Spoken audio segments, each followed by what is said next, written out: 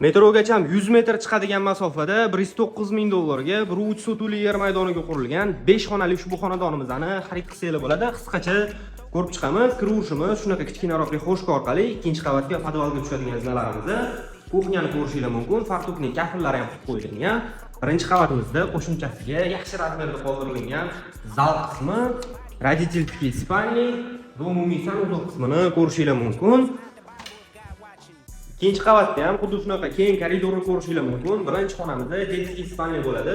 Old hovliga qaragan o'zning oynalari bor, ham cho'pli pol, ham radiator asosida isitilinadi. Bu ikkinchi qavatimiz uchun zal qismi, родительский spalnya qilib ishlatsangiz bo'ladi.